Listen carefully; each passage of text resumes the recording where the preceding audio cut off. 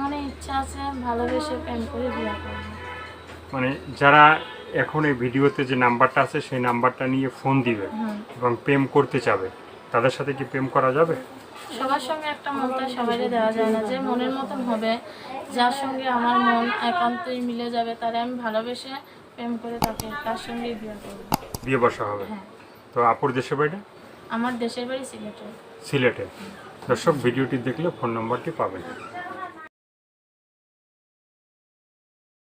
প্রিয় দর্শক, দেশ এবং প্রবাসে এই মুহূর্তে যে যেখান থেকে আমাদের ইউটিউব চ্যানেলটি দেখছেন সবাইকে প্রীতি এবং শুভেচ্ছা জানিয়ে শুরু করছি আজকের প্রতিবেদন। তো দর্শক দেখতে পাচ্ছেন যে একজন বোন, আজকে আমরা সেই বোনটির জীবনের গল্প শুনবো। আপু আসসালামু আলাইকুম। ওয়ালাইকুম আসসালাম। কি নাম ভাইয়া? আমার নাম রাবিনা আক্তার। রাবিনা আক্তার। তো রাবিনা আপু কি ভালো? হ্যাঁ ভাই, ইনশাল্লাহ আল্লাহ ভালো রাখছে। আল্লাহ তাআলা ভালো রাখছে। তো এই ভিডিওর সামনে কেন, কিসের জন্য, একটু জীবনের গল্পটা কি বলা যাবে? ভিডিওর সামনে অনেক কষ্ট করেই আসছে ভাই, না আসতাম না। জীবনটা অনেক কষ্টেই চলতেছে তাই আসছে। মানে কি কষ্ট আছে মনের ভিতরে? বাবাটা ছেড়ে দিয়ে বিদেশ চলে গেছে। বিদেশ চলে যাওয়ার পরে তাই খোঁজ খবর আর নেয় না। মা আছে বাড়িতে, আমি আছি, খোঁজ খবর নেয় না, ঠিক মতন যোগাযোগ করে না, টাকা পয়সা দেয় না। তাই এখন বিয়া করছে কিনা তবুও জানি না, বিদেশে আছে, কোনো খোঁজ খবর নেয় না আর কি। 3-4 বছর যাবৎ এভাবেই আছে।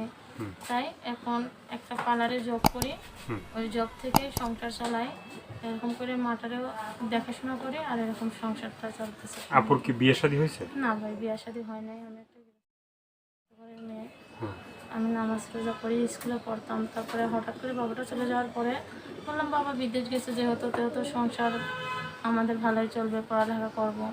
তাই আর অনেক বছর ধরে দেখা সাক্ষাৎ হয় না, যোগাযোগ হয় না, তাই সেই ক্ষেত্রে পড়ালেখাও ছেড়ে দিছে। এখন একটা পার্লারে জব করি, ওই জব থেকে এই ঘর ভাড়া দিতেছি, আর আম্মু আমি এই কোনো মতন আর কি সংসারটা চলতেছে এরকম। সেই টাকায় সংসার চলে? হ্যাঁ। হ্যাঁ, কোনো মতন আর কি, সেরকমটা স্বাভাবিক 10টা মানুষের মতো নয়। মানে স্বাভাবিক 10টা মানুষের না, কোনো রকমের সংসারটা চলে। তো জীবনে তো অনেক কষ্ট দুঃখের মাঝেও মানে থাকতে হয়, তার মাঝে ভালোবাসাও থাকতে হয়, ঠিক আছে? কিন্তু এখন আমার মাঝে সেরকম ভালোবাসাটা আসে না। মানে ভালোবাসা নাই মনের মাঝে? মানুষের মন আছে, যার মন আছে সে ভালোবাসার মতন তারই আছে, কিন্তু সেরকমটা মানুষটা আমার ভিতরে আসে নাই এখন। সেরকম মানুষ আসে না। এখন যদি নতুন করে যদি কেউ ভালোবাসতে চায় রাবিনা আপুকে, হ্যাঁ, তো রাবিনা আপুর সাথে যোগাযোগের জন্য ফোন নাম্বারটা বলা যাবে? হ্যাঁ, ফোন নাম্বারটা, আর সেইখান থেকে মোবাইল ফোন দেওয়া।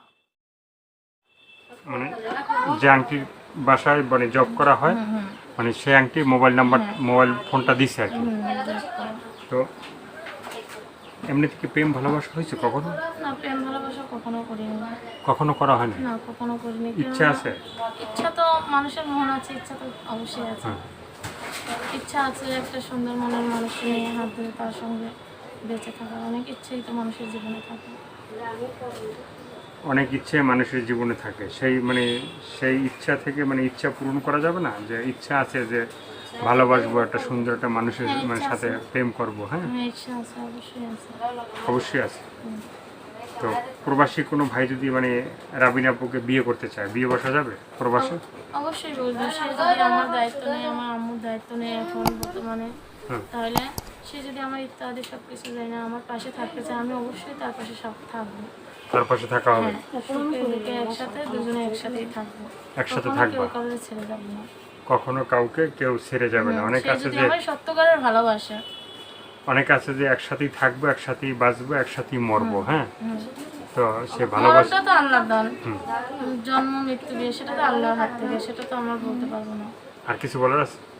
আর কিছু বলার আছে, দর্শক ভাইদের কাছে একটাই কথা অনুরোধ, যে আমার ফালতু মন্তব্য নিয়ে ফোন দিবেন, সে আমারটাই ফোন দিবেন না ভাই। আমি অনেক কষ্ট করে আমি আজকে মিডিয়ার সামনে দাঁড়িয়ে আছি। তো দর্শক, এই আপুর কথাগুলো শুনলেন, ভালো লাগলে অবশ্যই তার পাশে থাকবেন। সাহায্য সহযোগিতা, প্রেম ভালোবাসা, বিয়ের সাথে যে যেটা করবে সেটা আপনাদের একান্তই ব্যক্তিগত ব্যাপার। ভালো থাকেন, সুস্থ থাকেন, 5 ওয়াক্ত নামাজ পড়েন, দেশটাকে বেশি বেশি করে ভালোবাসবেন। সবাইকে আল্লাহ হাফেজ, সবাই ভীষণ ভালো থাকবেন।